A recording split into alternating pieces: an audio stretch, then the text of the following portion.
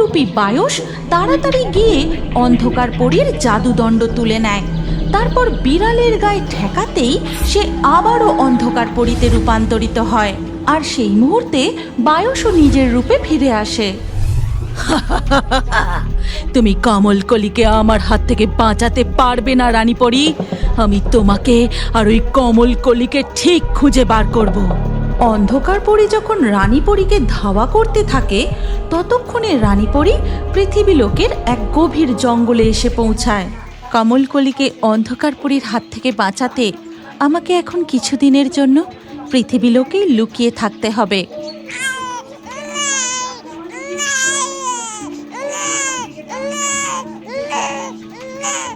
আমি বুঝতে পারছি সোনা, তোমার খুব খিদে পেয়েছে, কিন্তু এই পৃথিবী রাজ্যে আমি যখন খুশি জাদুর প্রয়োগ করতে পারি না, তাই আমাকে অন্য কোনো উপায় দেখতে হবে। এরপর রানীপরী এক বুড়ির ছদ্মবেশ ধারণ করে। তারপর কমলকলিকে নিয়ে জঙ্গল থেকে বেরিয়ে পাশের গ্রামের দিকে যায়। আর এর কিছুক্ষণ পরেই সেই জঙ্গলে অন্ধকার পরী এসে পৌঁছায়। কোথায় গেল রানীপরী? কমলকলিকে নিয়ে? তাকে তো আমি এই জঙ্গলে নামতে দেখেছি। আমাকে জঙ্গলটা ভালো করে খুঁজে দেখতে হবে। তারপর সে জঙ্গলের আশপাশটা খুঁজে দেখতে থাকে।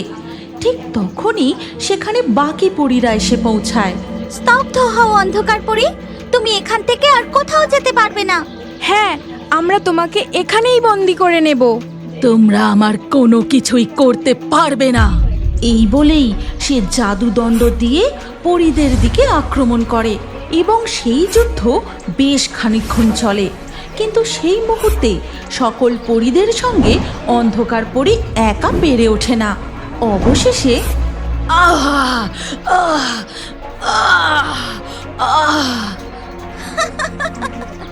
এবার তুমি পরাজিত হয়ে গেছো অন্ধকার পরী।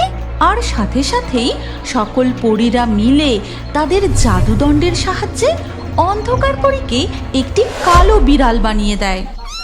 তারপর একটি খাঁচায় ভরে নিয়ে পরীরাজ্যের উদ্দেশ্যে ফিরে যায়। আর পরীরাজ্যের দুয়ারের সামনে পৌঁছতেই একই দেখছি আমি, স্বর্ণপরীর হাতে অন্ধকার পরীর জাদুদণ্ড আর খাঁচায় একটি বিড়াল।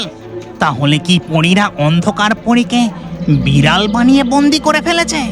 এরপর পরীরা বিড়াল নিয়ে পরীরাজ্যের দুয়ার দিয়ে প্রবেশ করে পরীভবনে গিয়ে পৌঁছায়। অন্ধকার পরীকে নিয়ে আমাদের আর কোনো চিন্তা নেই। সে এখানেই চিরকালের জন্য বন্দি থাকবে। এবার আমাদের রানী পরীকে খুঁজে ফিরিয়ে নিয়ে আসা উচিত। হ্যাঁ, একদম ঠিক কথা বলেছো স্বর্ণপরী। আর দেরি করা উচিত নয়, চলো এক্ষুনি। এই কথা বলে পরীরা সেখান থেকে উড়ে চলে যায়।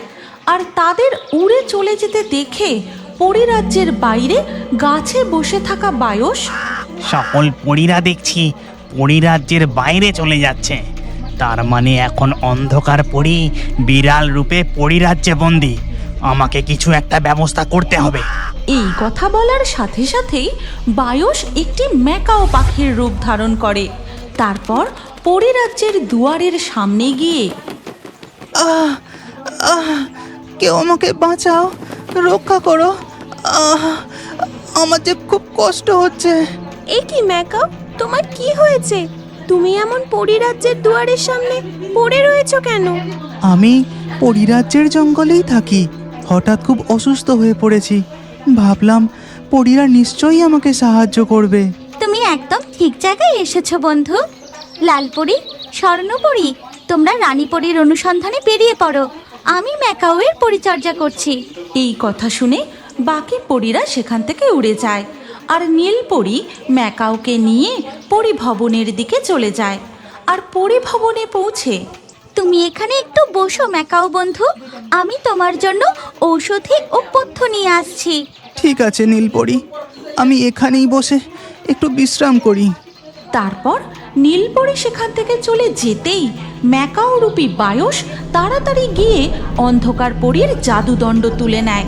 তারপর বিড়ালের গায়ে ঠেকাতেই সে আবারও অন্ধকার পরীতে রূপান্তরিত হয়। আর সেই মুহূর্তে বায়সও নিজের রূপে ফিরে আসে। কাক, আমাকে আমার জাদুদণ্ডটা দাও তাড়াতাড়ি।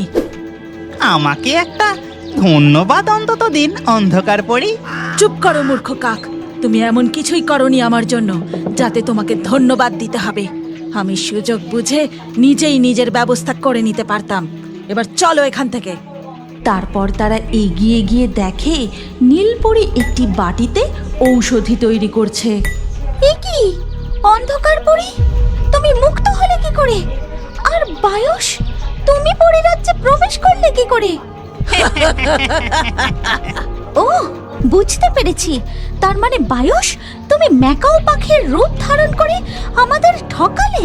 আর অন্ধকার পরি, তুমি গুরুমায়ের তাজ মাথায় ধারণ করেছো কেন? কারণ গুরুমায়ের পর এই তাজ আমারই প্রাপ্য। তোমার স্পর্ধা দেখে আমি অবাক হয়ে যাচ্ছি। এই নীলপরি, তুই বড্ড কথা বলছিস।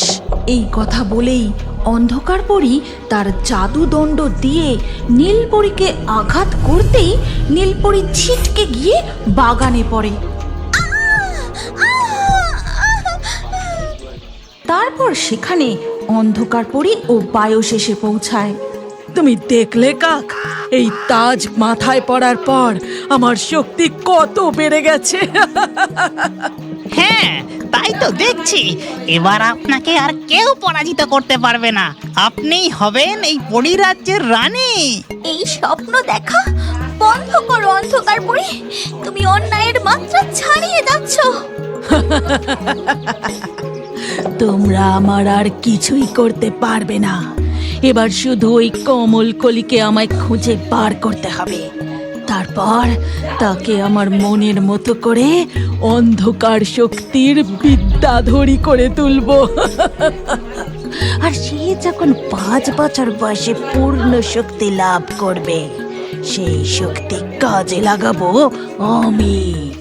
তোমার সেই আশা কখনোই পূরণ হবে না। আমি এক্ষুনি সমস্ত কথা রানীপরীকে জানিয়ে দেব। ঠিক সেই মুহূর্তেই অন্ধকার পরি তার জাদুদণ্ড দিয়ে নীলপরীকে নিজের বশে করে নেয়। তারপর প্রণাম অন্ধকার পরী, বলুন আমাকে কি করতে হবে? কাক, ওর হাতের জাদুদণ্ডটা নিয়ে নাও। এই কথা শুনে বায়স তাড়াতাড়ি গিয়ে নীলপরীর হাত থেকে জাদুদণ্ডটা নিয়ে নেয়। নীলপরি, তুমি আমার সঙ্গে পরিরাজ্যের দুয়ারে এসো। তারপর তারা সবাই পরিরাজ্যের দুয়ারে পৌঁছায়। যাও আমার দাসী নীলপরি, পৃথিবী রাজ্যে যাও। সেখানে গিয়ে কমলকলিকে খুঁজবে। আর দাঁড়াও, সে জাদুদণ্ডের সাহায্যে নীলপরির হাতে এটি সব সময় তোমার হাতে রাখবে। আর কমলকলির খোঁজ বা কোনো রকম কিছু বুঝলেই এর মাধ্যমে আমাকে সংকেত পাঠাবে। যথা আজ্ঞা অন্ধকার পরী, তাহলে এখন আমি আসি। অন্ধকার পরি, আমি বরং নীলপরির পিছু পিছু যাই, দেখি ও সব কাজ ঠিকঠাক করছে কিনা। একদম চুপ মূর্খ কাক, তোমাকে যেটুকু করতে বলবো শুধু সেইটুকুই করবে, বুঝেছো? আমাকে বায়স বললে আমি একটু বেশি খুশি হই। এদিকে ততক্ষণে নীলপরি পৃথিবী রাজ্যে এসে পৌঁছায়। আমার প্রভু অন্ধকার পরীর আদেশ মতো আমাকে কমলকলিকে খুঁজে বার করতেই হবে। তার জন্য আমাকে এই পরীর রূপ ছেড়ে পৃথিবীর সাধারণ মানুষের রূপ নিতে হবে। এই কথা বলে নীলপরি এক ফেরিওয়ালার বেশ ধারণ করে। তারপর সে পুতুল বিক্রেতার রূপ নিয়ে পৃথিবী রাজ্যে কমলকলিকে খুঁজতে থাকে।